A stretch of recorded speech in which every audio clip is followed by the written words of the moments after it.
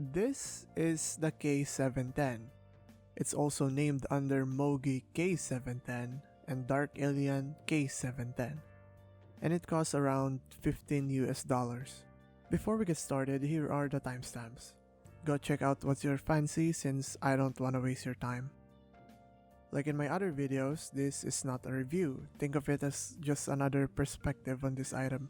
I'll be just giving you a closer look and some technical details with some random thoughts. Also, this video will not have any sound tests. Reason being, I'm actually one of those psychopaths who actually love clicky switches, and testing them will be hard. Secondly, I won't be doing them any justice since I got no good recording equipment. The reason I got this board is I wanna test out painting keyboards and not use them. Also, this video will be a short one. Got that? Okay, let's move on. Here's what you get in the box. You get your keyboard, an instruction manual, a USB Type-C cable. That's it. No accessories to help you pull out and change the keycaps and switches, even though the board itself is hot swap. Is that an issue? For me, no, since I already own a bunch of them. Remember that the budget we are working with here is $15.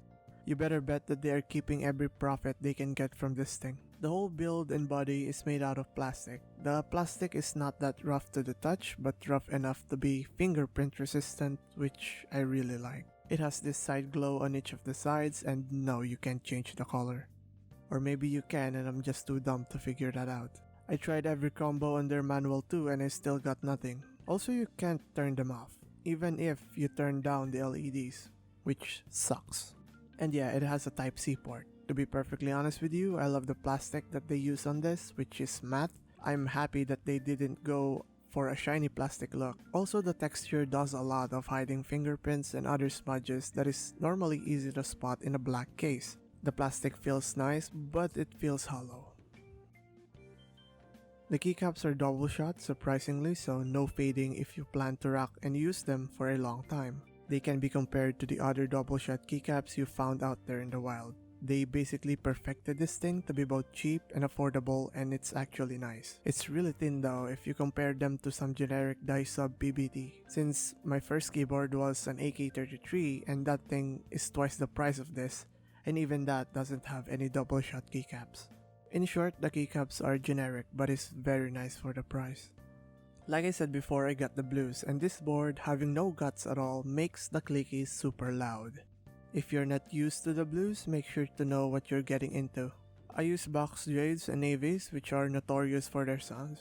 And this cheap board, managed to make it louder than my actual board.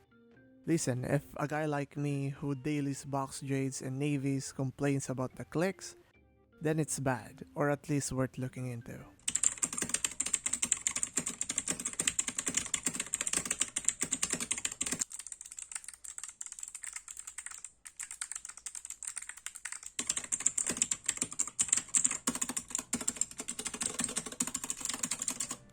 But I have to say though, I like this Ultimo better than the Gateron ones. Mainly because this doesn't feel like it has anxiety on every press, which is present in the Gaterons. Sure, these things also have that two-step thingy that does the click, but this surprisingly feels more solid than the Gateron ones. I like it in a very bad way. The stabilizers are super thin, unlubed, and rattle like hell. That's all you need to know. Not sure if it can be fixed with mods, but see what you can do with it. Also, I don't know what material they use in this, but it's too thin compared to my other stock stabs. In short, it's bad stock.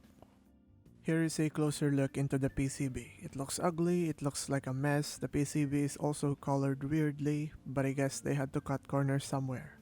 Also, if you're planning on modding this thing, make sure to watch out for the solder spots on the back. They are extremely long and sharp. Not sure if it will interfere with any coin or foam mod that you wanna try, but they are freaking long. The hot swap sockets are Orimo or something, but I'm not sure, so don't take my word for it. All you need to know is that your switches choices are already limited. Although if I remember correctly, the Acco switches will fit on this as well, and they have a lot of switches to choose from. I tried my crystals on it and it does fit. Surprised? Yeah, me too. And no, they are not gasket mount, but they do have a daughter board. Here's your closer look. And that's it, I think. Again, I'm not planning on using this as a daily driver, but I like it since it's cheap, hot-swappable, and has a detachable Type-C cable. The screw threads are very fragile. Be careful when disassembling this, and yeah, I already broke 2 of them. The box they come with says RGB in the marketing, but it's not RGB guys, it's just rainbow. Also, you can't turn off the side lights, which is the only thing that I really hate about this. Like, come on guys. Anyways, in short, it's nice for the price. I'll be using it as a glorified keycap holder and an emergency board. Also, I'll try to paint it, so this will be my sacrificial test subject. Anyways, the video ends here. If you wanna see me mod this thing, stick around.